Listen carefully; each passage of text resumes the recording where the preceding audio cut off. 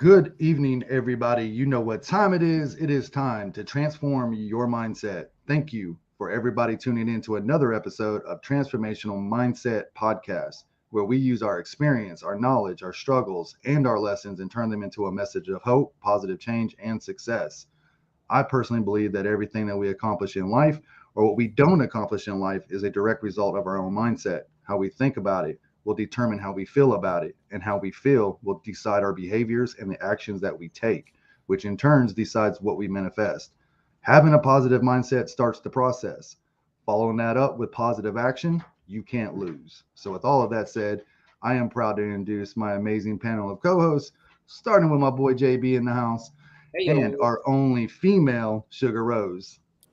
Hello, What's up? hello. What's going on, guys? As y'all can see, we don't have Drew Boy with us tonight, but that's okay. He just moved to South Kakalaki, so he's getting all set up, and so he's doing his thing. So he'll be back with us not this Friday, but he will be with us next Tuesday. So No excuses, man. I've no been excuses. traveling.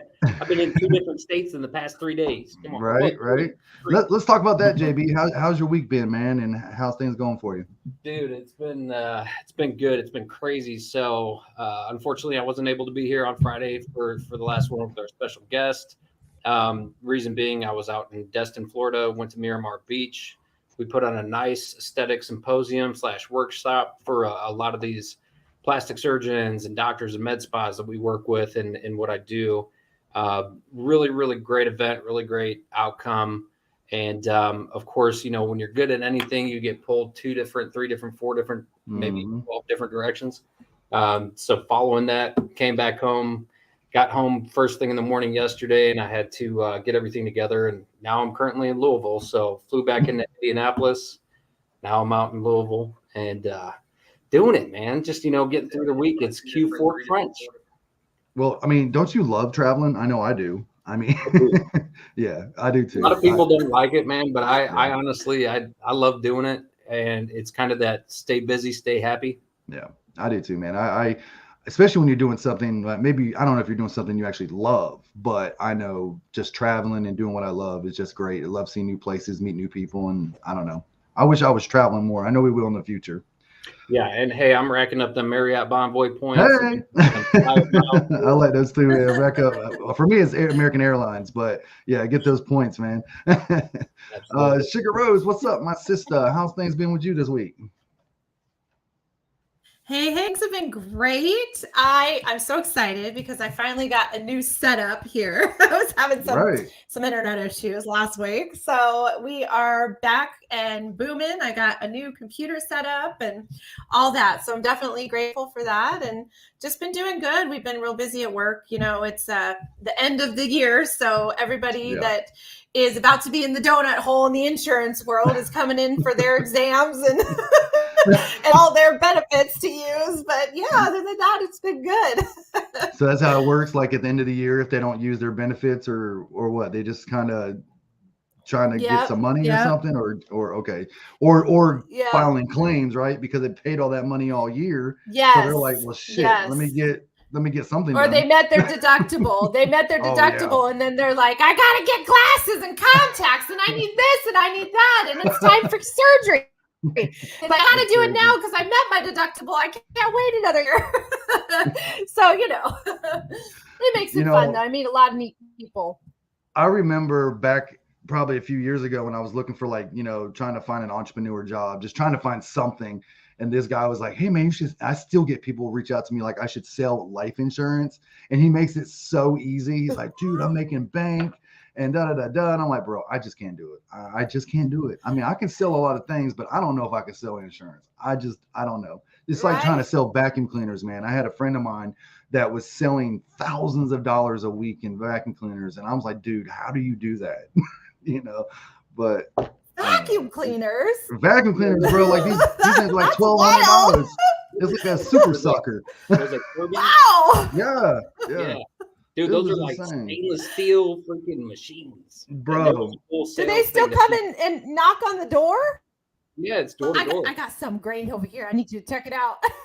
Door to door. They do a whole demo and everything, like on stuff in your house. Oh my gosh! So I met him in Arizona when I was across country probably a few years ago, and he was going to quit his job, move to North Carolina, and sell vacuum cleaners. And I told him he was crazy. Like, bro, you crazy. I mean, but he became the #1 salesman in his niche. He was selling thousands of dollars a week. And I was just like, wow, man, you're the man, bro. That's awesome. Yeah. You know, he had a vision and he went for it, you know, never give up on your dreams, whatever they may be, you know. Yep. Maybe they're vacuum cleaners, and that's what he does now. Awesome. Like he's opening up a whole retreat center. He's doing all kinds of great stuff now, but all because of that. All because of that. Amazing. You know, he was that's very cool. So just like you said, Sugar, like, you know, he had a dream, had a goal, and he kept going for it, and he pushed himself and made it happen. And that's kind of what we all been doing, really. It is just, you got a purpose and you just don't stop and keep going. Don't Amen. Stop. Amen. Don't stop. Get it. So I thought maybe we could talk. We talked a little bit brief about it, and I mean, we don't really have to take a whole lot of studying because we've all realized this, and I think we've all been down this road and going through the book like we normally have. But I felt like we talk about a lot of mental health. We talk a lot about mindset, obviously, and we talk about you know changing our lives and getting better and what's it take and tools and all these things. Well, talking about tools, talking about certain kind of techniques, I feel like, and I wrote in the book that one of the ways to actually get better in life is to learn to forgive yourself. I think that's something that people rarely ever do. I know I've made a lot of mistakes in my life, or, you know, I've done things to people growing up. I've done things when I was on drugs. I've done things throughout my life, and I've always looked for their forgiveness. Like, will you forgive me? Will you forgive me for the things that I've done? I can't move forward until you forgive me. And then I realize it's not really about them forgiving me. It's about if I could forgive me for the things that I've done. And and that's just, I feel like it's so true. Like, I would have never gotten where I am now if I couldn't have, like tonight, I don't know if y'all seen, it's kind of corny, but I made a little TikTok video with me with that new filter. It's like it's a twin of you. And so I was just messing around with them, but it was like, I finally found peace with myself. So basically what it was just showing that I beat my demons, that I'm finally able to hang out with myself. Like, I found peace within me. And I think that's part of growth. I think that's part of getting to the next level is learning to love yourself, forgive yourself. And for whatever mistakes we've made in life, just realize we know they're mistakes and bad choices, and we learn from them. So yeah, if you guys want to touch on that a little bit. I mean, I definitely think when it comes to forgiving yourself, that is something so many people torture themselves with, you know, especially whatever it might be. Like you said, if it was during a time that you were a different person, if it was during a time that, you know, things happened, whether it be deliberate at the time, whether it be mistaken at the time, whether it be tragic situations, whatever it might be, I think when you harbor that guilt, okay, it's a guilt, it's a pain that you harbor, it eats at you. It eats at your soul, it eats at your heart, and little by little, it tears you apart. And when you're able to finally say, you know what, I'm going to understand and accept the fact that the person, whoever it may be, whether they're able to or not anymore, or they're around or they're not anymore, I'm going to be able to say, I'm going to forgive myself for this choice or for this situation, or that I couldn't be there in time, or that I wasn't able to stop this. And I have to forgive myself. And the person, they may never forgive me. They may never speak to me again. They may not to, whatever the situation may be. But you have to, inside yourself, in your own heart, in your own soul, you have to let it go. And you have to let go of that pain and that guilt and that suffering in order to forgive yourself. How are you ever going to move forward if you don't forgive yourself? How could you ever forgive? Absolutely. I mean, how could you ever move forward? If it's like, it's even like, if JB did me wrong, Mr. did me wrong over there. I would never boo. I would never do that. And it'd be like, well, I can't forgive you. But at the same time, with that attitude, how am I ever going to move forward? Like, even forgiving him or forgiving you or forgiving anybody, we're people, we're a person. We got to forgive ourselves too. So how can you ever move forward? What happens with that is it's those natural chain reactions, right? So by you not forgiving yourself, you get so hung up on it that progress stops, period. Like you can't move forward. Yeah. And it's that weird negative chain reaction to where if you don't forgive yourself, guess what's going to be a lot harder to do? Forgive other people. Yep. And then you build and you build negativity and all that. Like it's a weird chain reaction. Like, and it starts that, I think that's weird. We keep getting these like common themes, right? It all starts back with you at the beginning of either forgiving yourself, having forgiveness for others, and you just literally can't move forward and can't progress if you're just hung up on that stuff. You don't move forward. Absolutely. And it's also part of people's trauma. It is a huge part of your trauma when you cannot forgive yourself, when you cannot let go of whatever it is that you're holding in your heart and your soul, whatever it was that happened. If you can't let that go, it will tear you apart. It will tear you down. You will become more depressed. You will become, you will have more anxiety. You will not, like JB was saying, you will not be able to forgive others because it's kind of like someone that's lying, right?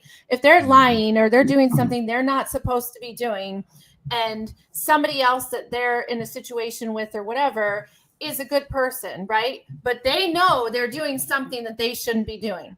They're going to come to that person and they're going to accuse that person of certain situations because they're guilty. Just like with forgiveness, they're not able to forgive themselves. So of course, when something else happens from else, it's harder for them to forgive, and they hold that grudge. Like you're lying to yourself. Say that again. If you're lying to yourself, forgive yourself, you're lying to yourself. Yes. Absolutely. I love it. And then when you say that, a lot of times it might have something to do with the way you've been conditioned to believe that too. Like if you're in a relationship or something and somebody makes you feel like you're a piece of shit, it's like you start believing that you're a piece of shit. It's Why else crazy. would you not naturally forgive yourself? Right. I mean, it's got to be conditioned from the way that you were brought into things and kind of grew up and the surroundings you've been around. I mean, that is what conditions you to do things like that, for sure. Yeah. Would you say that probably you have to be taught to forgive yourself? 1,000%. I mean, I don't think that, especially if you're conditioned that way, like you don't think it exists. That's right. I don't think self-forgiveness exists unless you realize that that's actually something. A thing. A thing, yeah. And you hear that from other people, it's like, oh, what do you mean? What do you mean forgiving myself? I didn't do anything wrong. You're just sitting there going like, I'm not. What are you talking about? Forgiving myself? That's soft as pancakes. No. Right. Or they make it seem like it's so obvious, or they're like, of course I forgive myself. Like, of course I love myself. Like, really? No, you don't. No, you don't. I've talked to so many, just kind of same subject, but, talking to veterans, right, coming back from combat. And I've talked to them and they're like, dude, I'm fine. I don't have PTSD. And it's like, well, how do you know that? And they're like, well, because I'm fine. I'm like, okay, so your marriage is falling apart. You've been to jail 3 times. You never sleep. You're drunk every night. Let me ask you a question. When you go to a restaurant, where do you sit? Oh, my back's towards the door. I'm like my back's towards the wall. I'm watching the exit. Like, sounds like you got PTSD there, Bubba. It's like, let me teach you. So, I just think a lot of times people don't even recognize it. So I have a question, for you men, right? Now, a lot of times we're saying you're conditioned to be tough, right? You're conditioned to not show emotion. You're conditioned to stuff it all in, and you're conditioned to just deal with it. So in a situation where, and honestly, like the studies show that PTSD is higher in men than it is women, because of the things that you guys have gone through from childhood, possibly, through your adult life. I want to talk about that you've too. Experienced along the way. Okay, sure. But what is it that you can say to a man that's going through hell because he feels guilty of something that's happened in his life and he can't let it go? He's at a point where he was taught to be tough and suck it up and deal with it, but over here, he's tired and he's ready to let it go, but he doesn't know how to. Like, how does he take those steps to get in that direction? So I think that's a real weird and touchy subject, and a real, like, you literally have to look at who you're talking to. Yeah. And with me, again, it's like, it's kind of who you're talking to and who I am. I'm more of a tough love, like, delivery, like, hey, dude, I know you're tough. I'm tough too, but guess what, man? It's time to man the fuck up. And what I mean by that is identify these things, like, and you have to kind of give that tough love to open up their eyes. And it has to come from somebody who has acted like that and done the same things, and kind of can relate to them so much to where you're like, it's time to shut up now. Time to get up there and get to work. Yeah. I think you're right about it depends on who it is. Every individual is different. I could talk to one guy like JB differently than I talk to Charlie, right? So I think each guy is different and depends on how they're raised. Just like a woman, I can't talk to every woman exactly the same way either. So I think depending on the situation, the one thing I would just remind them that it's okay to have emotions. It's okay to be normal, right? Whatever, you know. Transition into that conversation though. It's like, weird. I can't even. Soft approach, like Sugar, you could probably have a good, nice, wholesome, like caring approach to saying the same thing that I would say, where I'd be like, all right, dude, that's cool. Glad you said that. Anyway, I'm going to ask you again. Like, it's that straightforward, direct. And again, it resonates with some people. Yeah. And then some people you can like push them a little bit over the edge to where they're like, I don't want to talk about this. I don't want to do this. Yeah. So yeah, it's really observing who you're talking to. I think that's even a greater question. How do we handle talk, like for people like us that are in personal development and trying to encourage people, right? We're not psychiatrists, we're not therapists. Right. So what we do is we just try to, I know what I do is I just try to use my experience and try to help other people or motivate other people to be better, right? I just want to be better. So how do you help somebody? It's a piece of that, but I think more or less such an underrated quality is active listening. Yeah, like definitely that. Understand that you gain so much if you. A lot of the times, you know, we're not therapists, like you said, but if you listen truly to what somebody is telling you, yes, and then you reiterate that back to them and say, like, to clarify, I understand, and it's not like this is definitely a sales thing, so don't take it that route, but you let them know you understand what you just heard, and did you interpret it the right way? Because until you actually hear them out, you're beating a dead horse. Like, you're not going to go down the path. You're not going to talk to them. And I think there is a weird skill though, too. Like Sean was saying, when I talk to him, we can say a lot and not say much and be like, I get that. And look and say, yeah, you know, I know where you're coming from. And we just told a whole story that was literally long. It's weird. And I think you're so right, man. I made a post the other day about that. Like 90% of the time, people just want to hear you. They just want to be heard. They just want to be heard. And it's like you said, you can listen to somebody's story and then just read it right back to them. And then they catch on themselves and go, oh shit, now that you say it, now that you tell me, like you show me what I'm doing. It's like when you watch yourself on a video and say somebody says you're an asshole, right? And you're like, I ain't no asshole, whatever. But somebody records you being an asshole and you see it, you're like, oh, dang.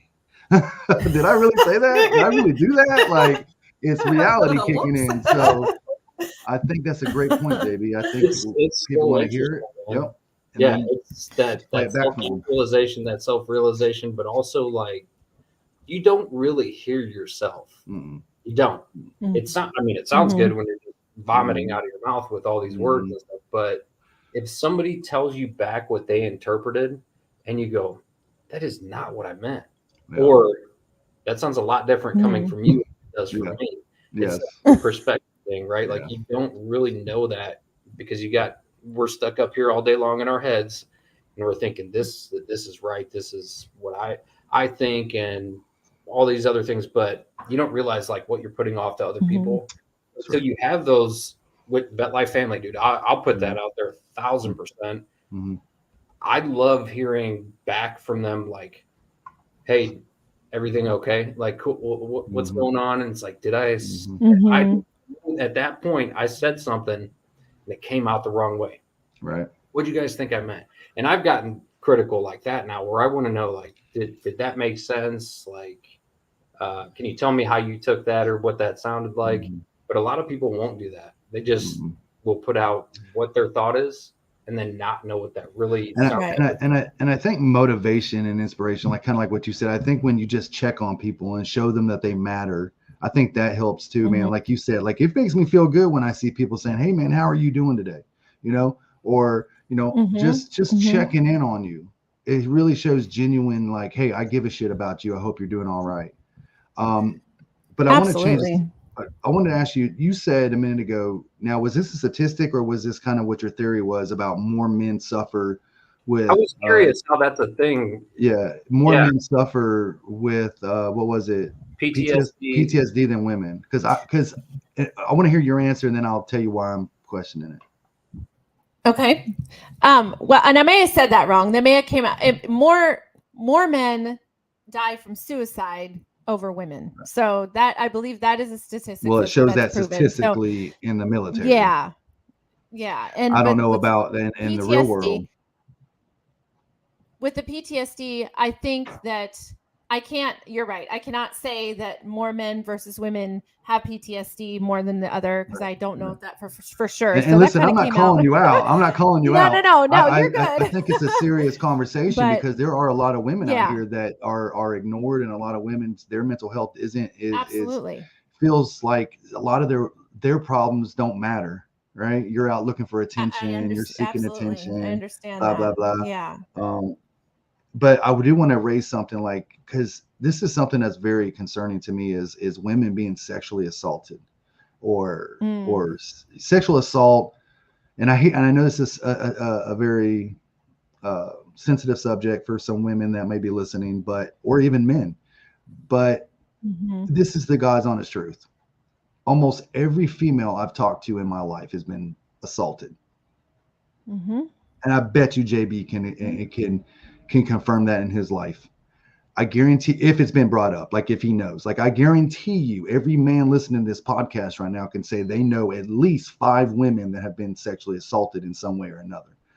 And so when you said that, I was like, man, there are so many women suffering right now, but they're just not getting the same attention as men, especially when you talk about the military. And what really pisses me off and blows my mind is how many women were actually assaulted in the military. Because, see, I didn't hang out with those kind of people. I didn't see that kind of stuff. I wasn't never involved in that kind of things. And I'm not here talking shit about the military. Like, I love the military, but there's flaws in everything. But as mental health, as we're talking about PTSD, there is a ton of women out here that suffer as well. And so I really don't know if there's more women than men. I think it's probably, I really don't know. Maybe more men I don't know. Maybe more men are recorded in the military. But I definitely believe women have been through a lot of shit outside of combat. Oh, absolutely. Their units, their commanders, the platoon, and just regular civilian women that have been through, just as a child. Golly, every woman I talk to, at least at some point in their life, their uncle, their brother, their freaking friend next door, like, my God, and I hate to bring that up. That's just how I am. I'm very random. A lot of trauma out there for us women. Very, very true. I'm one of them myself. I've been through verbal, mental, physical, sexual abuse, and it is something that it is traumatic. It is something you hold with you, and you take into relationships with you, and you take into, where you go in life, and you choose again how you process that, how you move forward with that. And it does affect things in a lot of ways. And for some, it affects things in more traumatic ways than others, just depending on the severities of the situations. We're talking about forgiveness. So we know in most situations, as we're growing up or whatever conflict we've been going through in our life, if we do things that we, whatever, like we're talking about forgiving ourselves.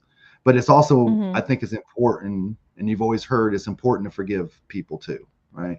It's not just important to forgive yourself, but it's important to forgive other people. It's not important it's not just important to forgive other people. You got to forgive yourself. It's like vice versa.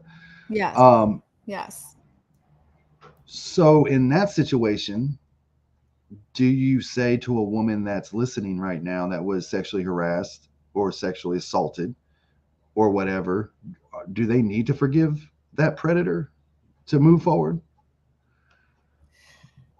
Ooh, that's a touchy one. I can say with with me and my personal life and my personal stories and the things that I have gone through, I let go. I think for me, I dealt with a lot of trauma growing up. I dealt with a lot of different situations. I did take it with me for a long time as I grew, and the things that I had my guard up about, and the things that I protected myself about, and different things. But I think there comes a time when it you have I'm to not heal saying that from just it. forgive, but you got to let go. Like You you said, don't let right, go. yeah, you don't ever like forget it, of course. And it is things that, depending on the severity of the situations and the trauma of the situations, that there may be things that you have to you have to readjust in your mind and your heart, your life, everything. And that's totally understandable. But I think there's that other side, is that if you're gonna hold on to that pain and that trauma There you and go. everything that you went through, it's gonna hurt. You're gonna hurt for your whole life, and that's gonna be it. And That's kind of where you we're don't really swinging ever back have around to, now. Yeah. I yeah, think you don't that ever have to fully. stands out about this is what I thought of when you guys are going over this. The statistics don't tell my story, and I don't think they tell any individual story like the statistics don't. Those are just numbers to kind of Mhm. go about. And I think it does play into awareness and things like that, but statistics don't put the extent of like what type of trauma you went through. Any male, Mm-hmm. female, it doesn't Mhm. matter who you are, what your background is. Like, there's no statistic that really puts the gravity of how it impacts you personally in your life. Mm-hmm. So Right. I mean, I think statistics are great. They're that Yeah. Yeah. no question I'm a about that. statistic kind of guy. Yeah, but I think when it comes to the way people handle it, where's the statistic on that? I Right. don't think Right. I don't Yeah. think it's possible. Yeah. It's great because I think that we have to find certain techniques and certain, ways to help us through these. Like you said, one of the biggest ways is just letting go. But even to get to that level of letting go, how do you let go? Takes Right? time. It Yeah. takes time, and that's what Yeah. time. I've always heard is the time is like the heal of all, right? Like Mhm. heals everything, even when somebody's passing. Like the only thing I've ever heard is like if you lose a Mhm. loved one, the only thing that's going to heal you is time. And I Mhm. get what they mean by that too, because after time things start getting easier. Not necessarily you're over it, but it gets easier. Um, but definitely forgiving yourself, and maybe not necessarily forgiving the other person, but just letting go and start working on yourself, man. Start journaling, start going, anything. Here's the Mhm. thing. I Mhm. talk to a lot of people and they don't do nothing. You understand? People go through trauma. People go through trauma, but they don't do anything to get better. You know what I mean? Like, oh, well, I'm not going to talk to nobody. I'm not going to go to a therapist. I'm not, and they find themselves in a depression. And when you get in that Right. depression, you just want to Yeah. eat, you want to sleep, you don't want to get out of bed. You don't, they find Yeah. themselves getting overweight. Then now you're even more depressed You're just and digging in that hole overeating, deeper and digging that deeper. hole. And people don't realize Mhm. that just by getting out of the house and just Mhm. going for a walk or going for a drive or just Get doing some something sunshine. gets Let me right. put Get this that. in a Yeah. different aspect, a weird analogy. And again, this is Yeah. Yeah.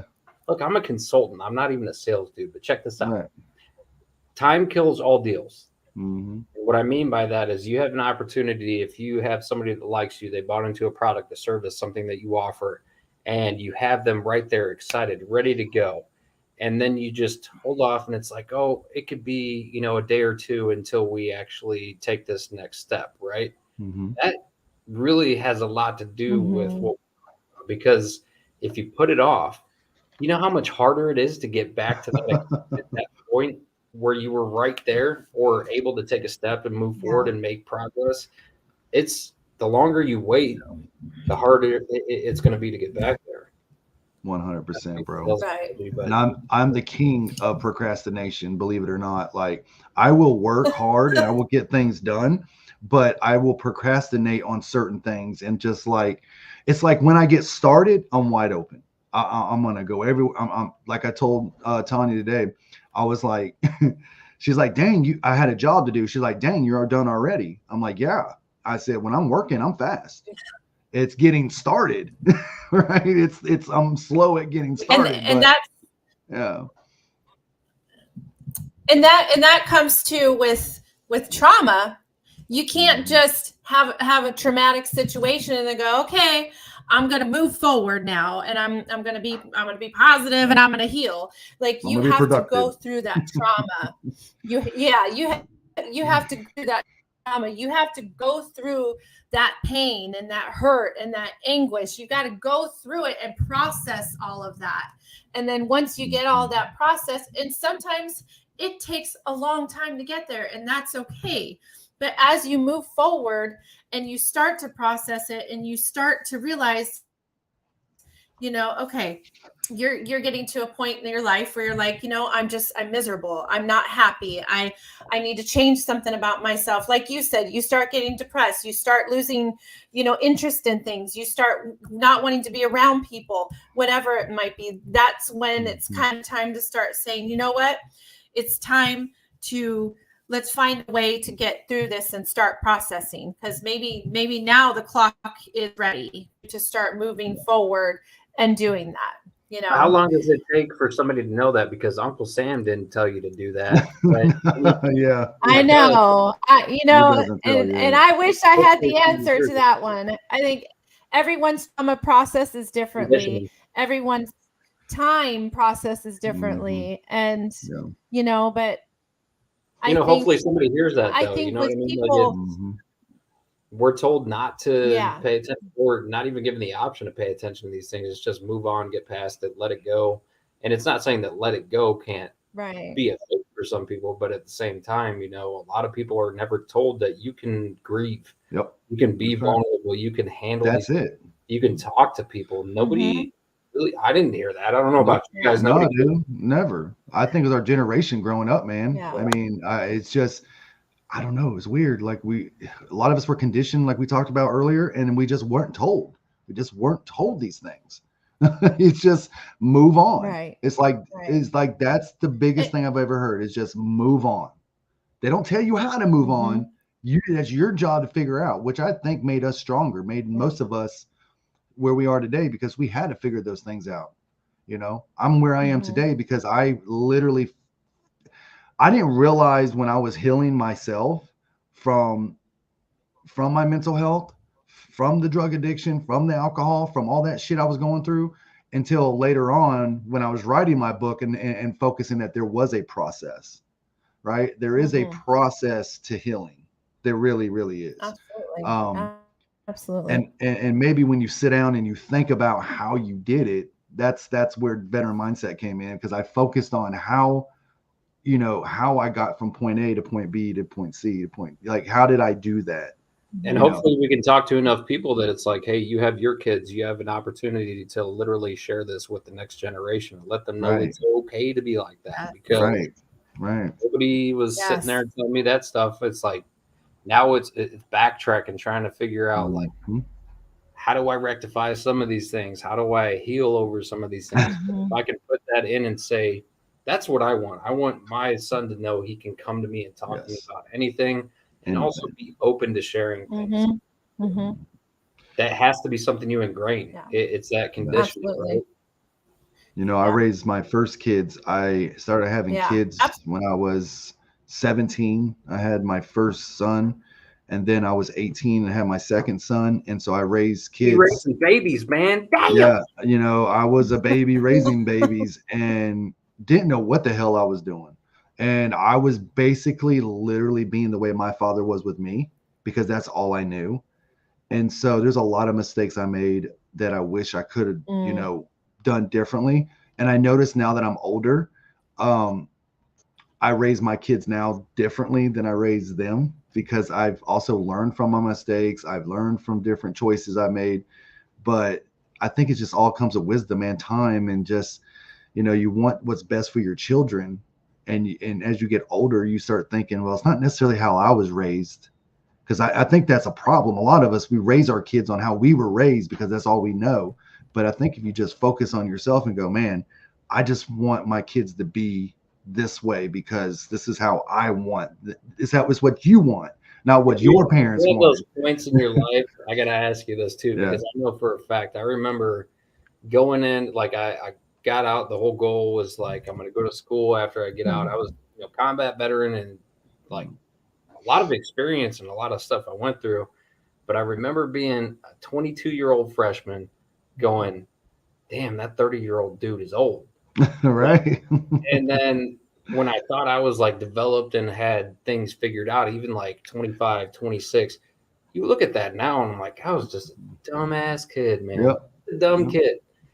And it's weird. You hit those points in your life where you're like, I thought I was, I had things figured out or matured or like developed. And it's like, but you didn't. Continuous.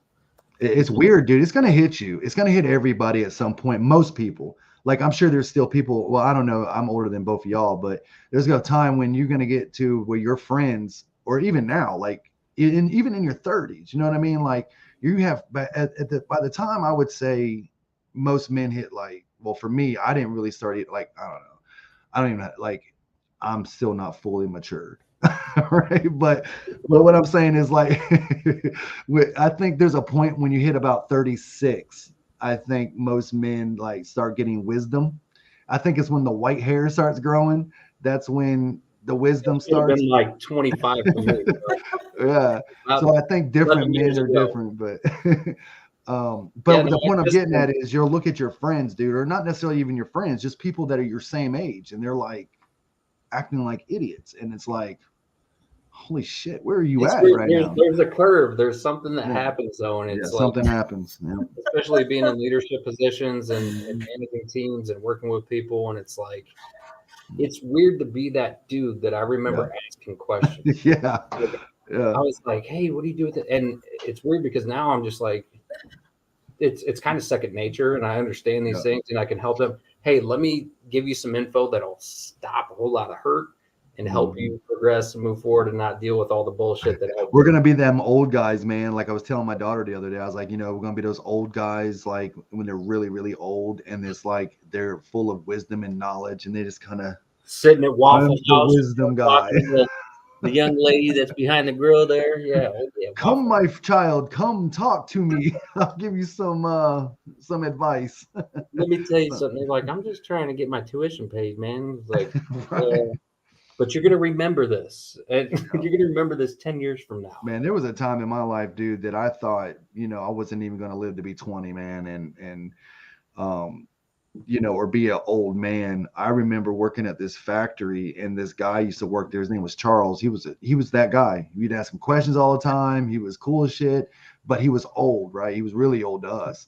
And I used to pick on him all the time. I was like, what's up, old man Charles? Old man Charles, And he looked at me one day, said, boy, he said, you'd be lucky to be my age one day, right? And I was like, yeah. He said, let me tell you something. He said, you know what the greatest part about being an old man is? And I was like, what? He's like, I got to live to be an old man. He's like, you don't know if you're going to make it to be an old man yet. And I was like, well, make you go. Yeah, you're right. I may not. Like, you're right, though. As much as I put in my body, I don't know. As much as I breathe and all this other crazy stuff. But I did want to read something really quick because we're still talking about forgiving yourself. And I was reading on the practical section. It's funny because everything y'all talking about is right here. But one thing we didn't really talk about was owning your mistakes, right? That's something that's very important.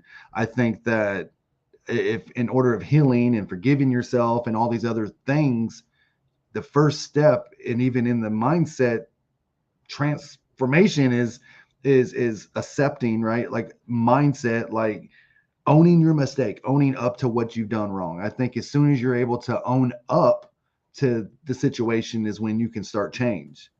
Let me ask you a question with that too, because you wrote it, put it down. Did you find yourself in a place at one point in time, like talking to somebody in an argument, whatever situation it may be, and you go, look, I own up to when I do this shit, but like if I did something wrong, for sure, like I would definitely own up to that, and then maybe look back at it and go, kind of didn't, didn't do that all the way. Yeah. Oh yeah, dude. I found myself today, dude. honestly, no lie, like, I'm straight real with everybody. Like, there's a lot of things that I wrote and a lot of things that I truly, truly believe in, but I find myself drifting away from my own advice. Like, I have to really be reeled in a lot of times, and people will say, practice what you preach. And that's the truth. And I think that's normal for a lot of us, man. And, we want to do the right thing.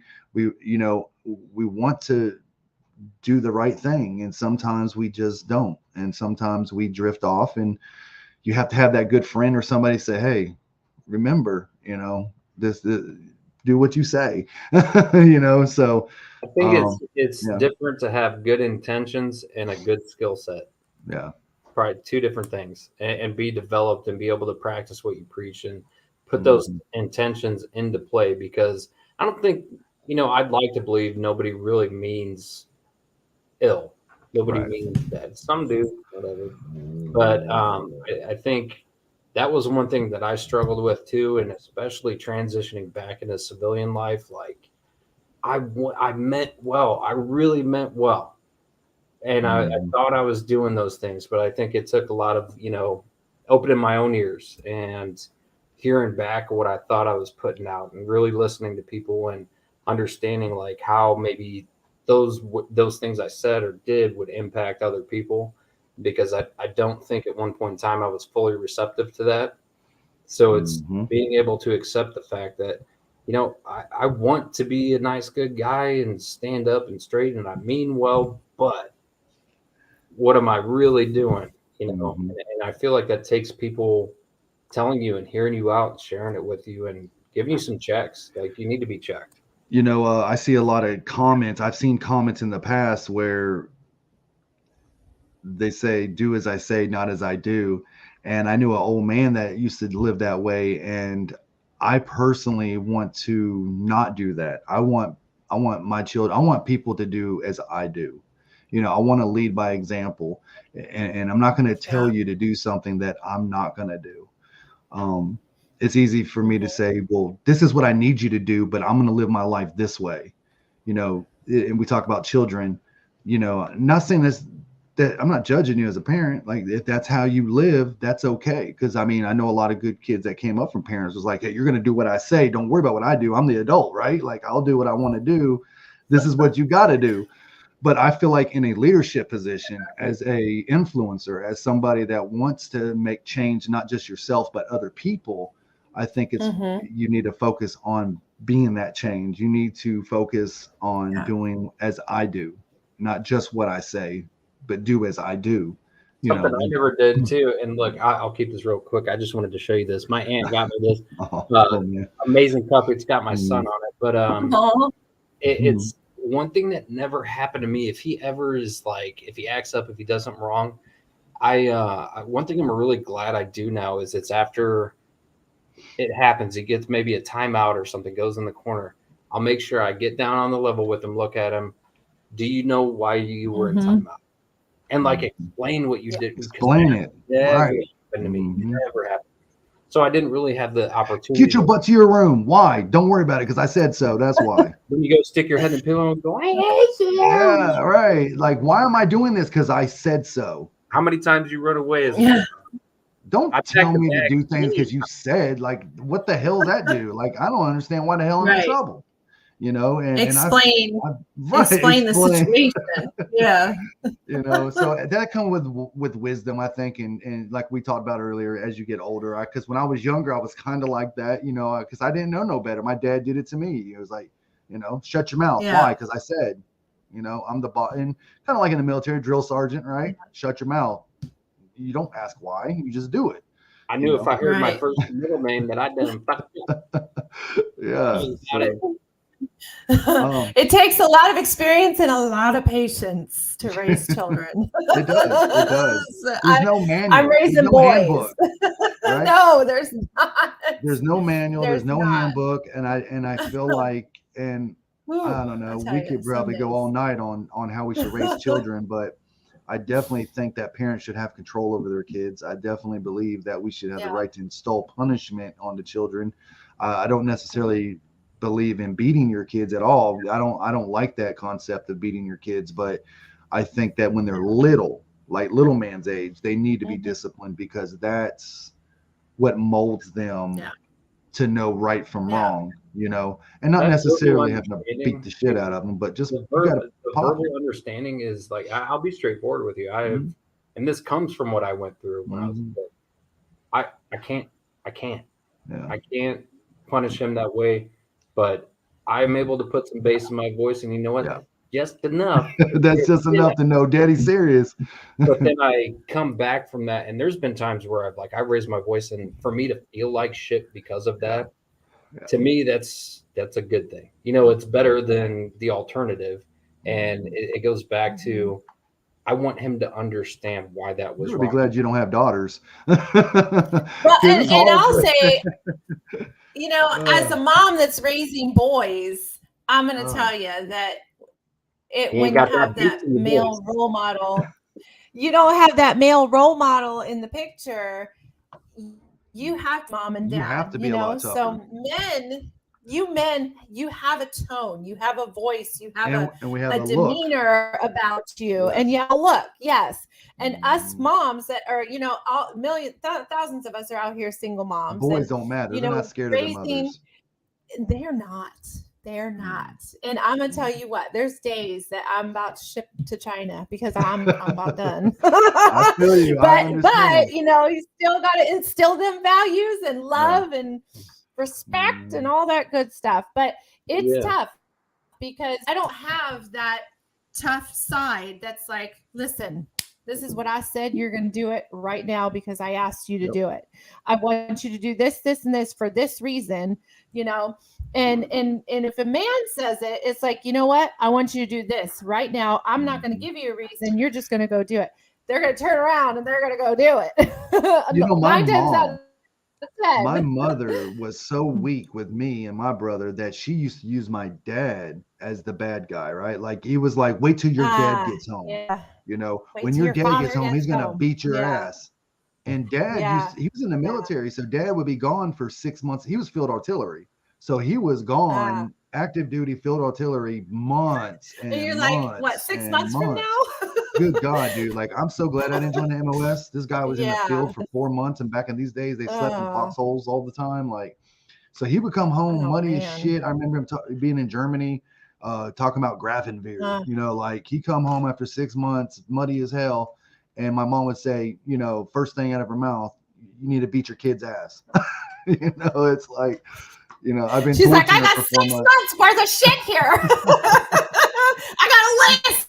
They thought they got away with it for all these months. Screw you, Mom.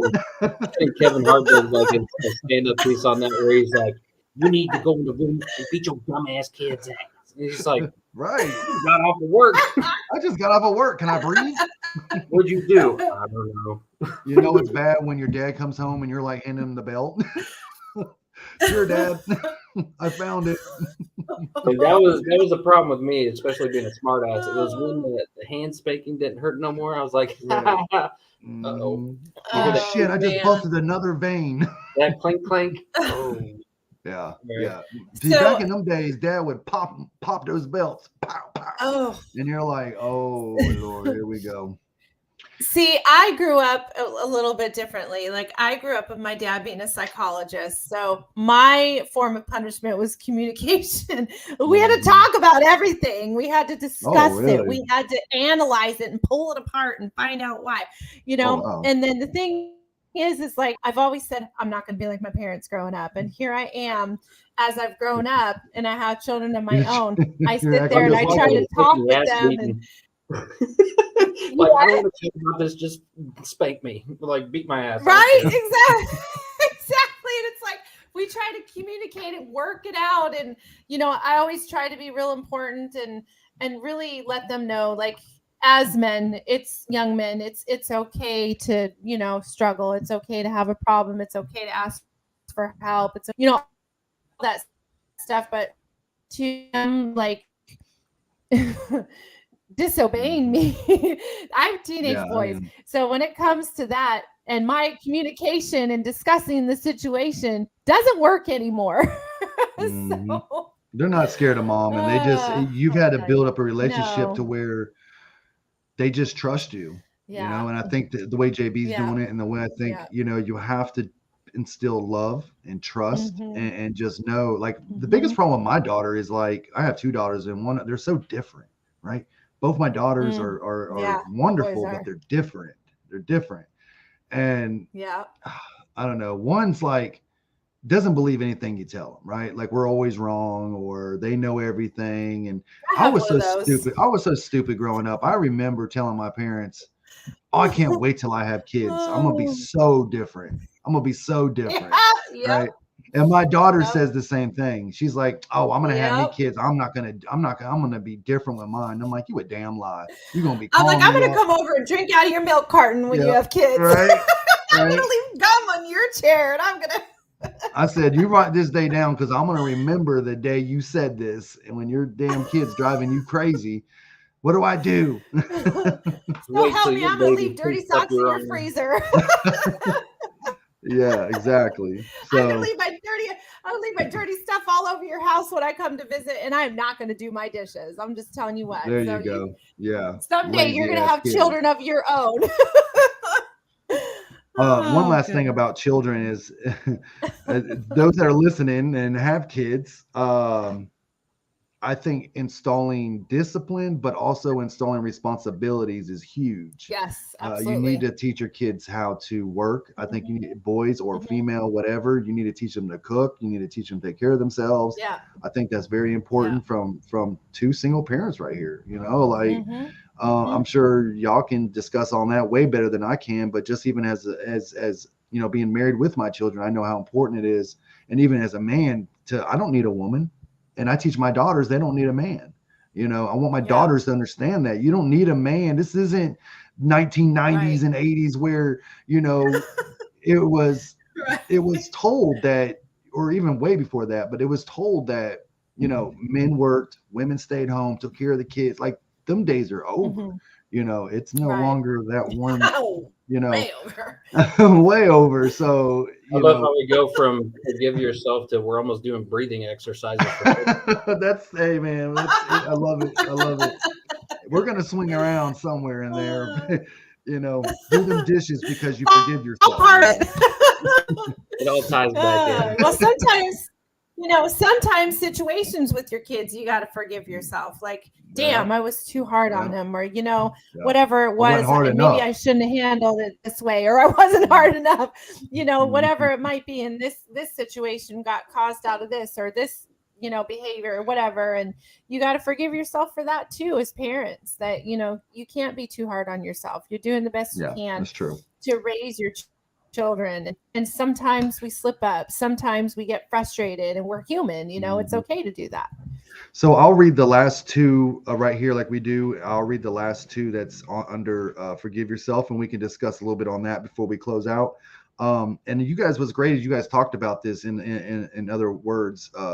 Stop being captive to any resistments or grudges you have struggled with, and start focusing on what's important now. So we talked about that. Don't beat yourself up for things that you've done, beating yourself up for, you know, the way you were raised or told you're a certain way and blah, blah, blah. Like, love yourself now. Love for yourself for who you are today, not for who you were last year or what you've done in the past. You know, don't let your past, you know, don't let your diagnosis define you, but don't let your past define you neither. Don't let the things you've done in your past dictate who you are today.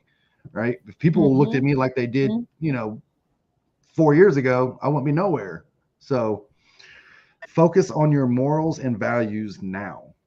Think about how things are different now compared to the past. You will get better understanding of why you are hurting, which gets you closer to the path of self-forgiveness. Those 2 tied into each other. And although we went off on a tangent about kids, that's exactly why I raised my son totally different.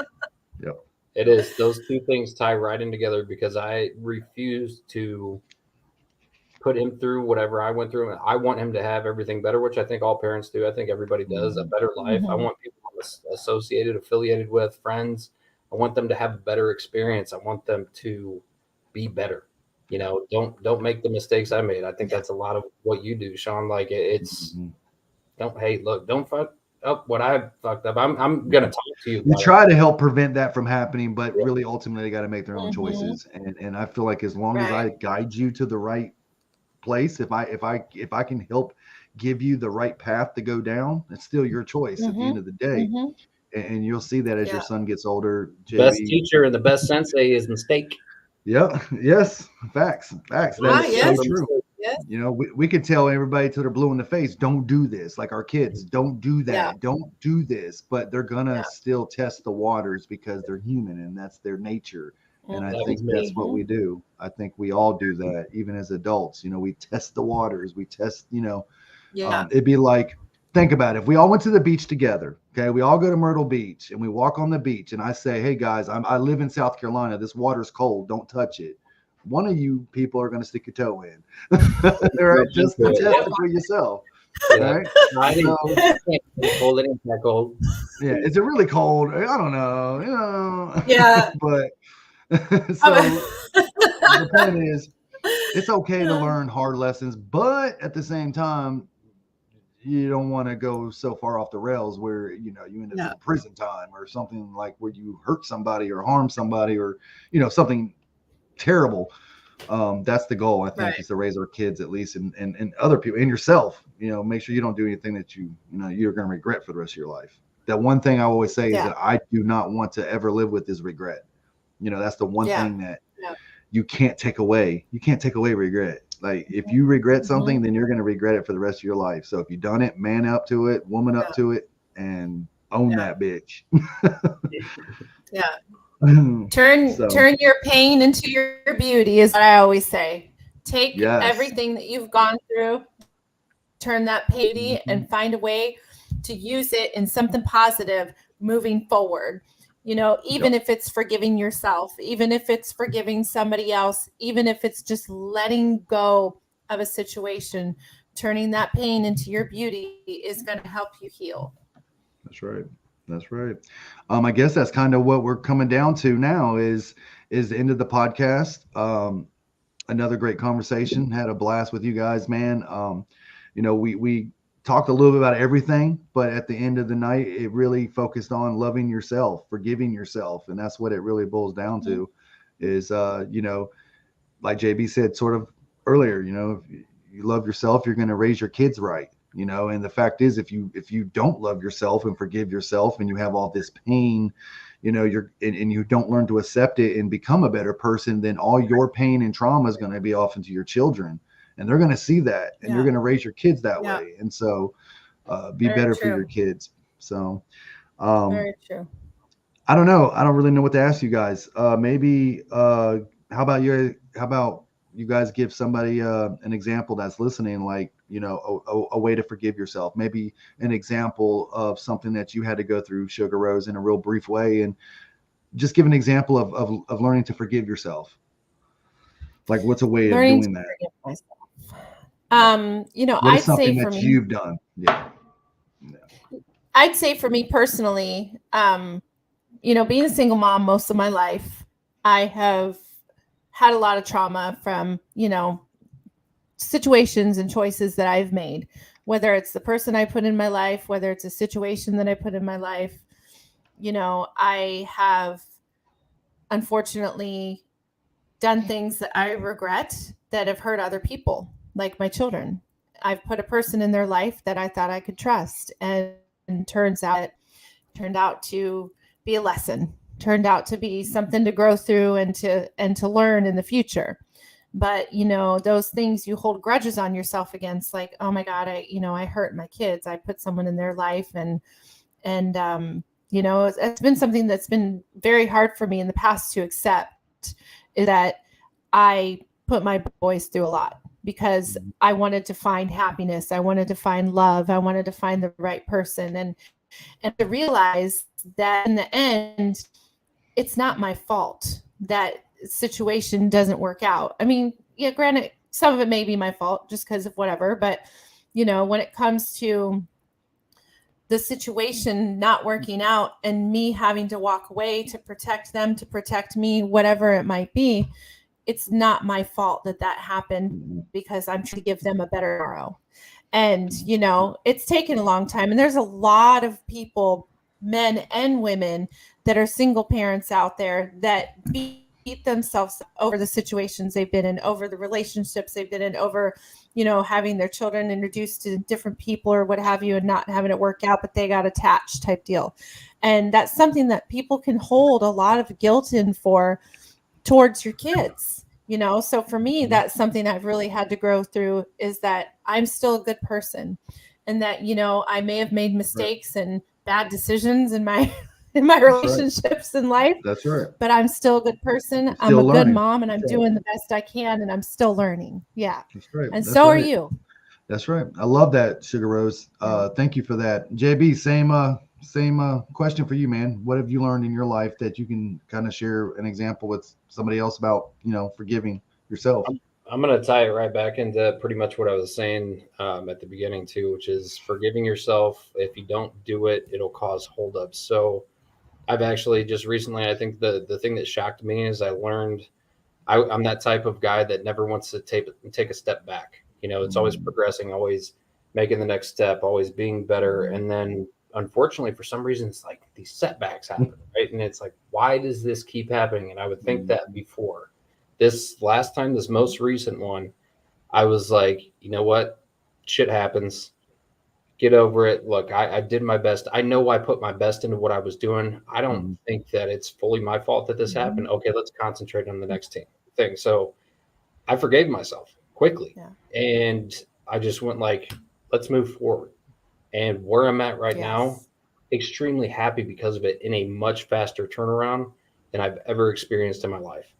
And it's pushed things forward that much quicker because I forgave myself. So that's a short and sweet on really that's the truth. I forgave myself quick and I moved forward. Wow. Both y'all, great answers, man. Thank you guys so much. Another amazing episode. Drop a quick plug real quick for you guys. We literally have 2 days left. 22K for 22, Vet Life for Life's 4th annual, South Carolina. Make sure you guys come out and join us. Register. You guys can go to vetlifeforlife.com and you guys can register and RSVP for the speaking event. Sugar Rose is one of our speakers. I'm one of your speakers. Delandini is one of our speakers. Country Life Veteran and Hinderless 22. And so come out and check us out, guys. Raising awareness is what we do. Mental health, addiction, all of that stuff. So yeah, come check us out. Make sure you guys are following JB on TikTok and all his platforms, Facebook, YouTube. Get him some followers up, guys. Sugar Rose, same thing. Go follow them on all their social media platforms. And you guys can follow this on Transformational Mindset on YouTube. And that's it. So we will not be here Friday. Friday is a off day for us. So we will be, most of them will be in South Carolina. We'll be doing the event. So we will come back again on Tuesday, and Tuesday we'll let you know who our next guest will be for that next following Friday, which I'm excited to share with you. I'm on the road. I'm in the hotel. I can't do any fun send-offs today, but yeah, that's all right though. We can pretend there's music, right? Yeah. So, I meant it to be silence on the podcast. So, thank you guys so much for listening. Until another episode, you guys be kind to yourself, love yourself, and remember, your diagnosis does not define you. We'll see you guys next week. Thank you guys. Have a great night. Bye, guys.